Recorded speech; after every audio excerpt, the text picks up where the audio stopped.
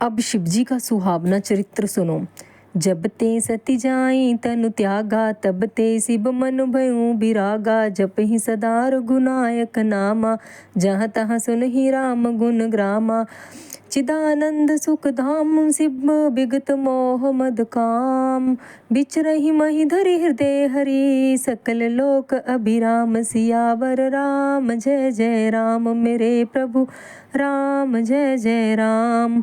कतहु मुनि उपदेश ही ज्ञाना, कतहु राम गुण करी बखाना। जदपि अकाम तदपि भगवाना, भगत बिरह दुख दुखित सुजाना। एहि विध गयो काल बहु बीती, नित ने होई राम पद प्रीति। नेमु प्रेम सकर कर देखा, अबिचल हृदय भक्ति के रेखा। प्रगटे राम कृतज्ञ कृपाला, रूपशील निधि तेज विशाला। बहु प्रकार शंकर ही सराहा, तुम बिनु अस व्रत को निर्वाहा।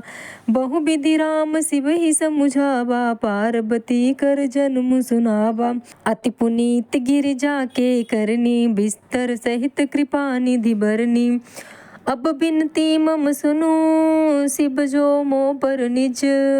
जाई बिबाहु सैल जही, यह मोही मांगे देहु। सियावर राम जय जय राम, मेरे प्रभु राम जय जय राम।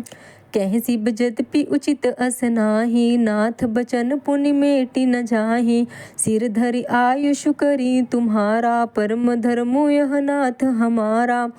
मातु पिता गुरु प्रभु के बानी, बिनेहि विचार करे शुभ जानी।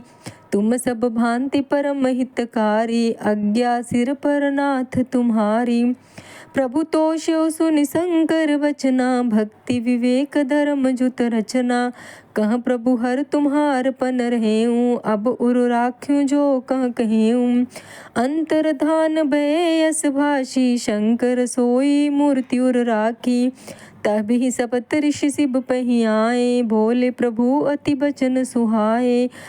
पार्वती पही जाई तुम्हा, प्रेम परीक्षा ले हूँ। गिरहि प्रेरी पठे हूँ भवन, दूरी करे हूँ संदेहु। सियावर राम जय जय राम, मेरे प्रभु राम जय जय राम। जब से सती ने जाकर शरीर त्याग किया, तब से शिवजी के मन में वैराग्य हो गया।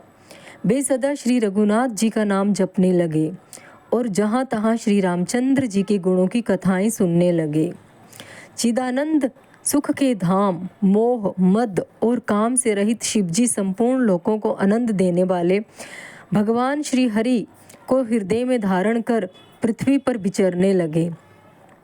वे कहीं मुनियों को ज्ञान का उपदेश करते और कहीं श्री रामचंद्र जी के गुणों का वर्णन करते। यद्यपि सुजान शिवजी निष्काम हैं, तो भी वे भगवान अपने भक्त सती के वियोग के दुख से दुखी हैं। इस प्रकार बहुत समय बीत गया। श्री रामचंद्र जी के चरणों में नित नई प्रीति हो रही है। शिवजी के कठोर नियम, अनन्य प्रेम और उनके हृदय में भक्ति की अटल टेक को जब श्री रामचंद्र जी ने देखा, तो तब कृतज्ञ उपकार मानने वाले कृपालु रूप और शील के भंडार महान तेजपुंज भगवान श्री रामचंद्र जी प्रकट हुए। उन्होंने बहुत तरह से शिवजी की सराहना की और कहा कि आपके बिना ऐसा व्रत कौन निभा सकता है। श्री रामचंद्र जी ने बहुत प्रकार से शिवजी को समझाया और पार्वती जी का जन्म सुनाया। कृपा निधान श्री रामचंद्र जी ने विस्तार पूर्वक पार्वती की अत्यंत पवित्र करने का वर्णन किया। फिर उन्होंने शिवजी से कहा, हे शिवजी, यदि मुझ पर आपका स्नेह है तो अब आप मेरी विनती सुनिए।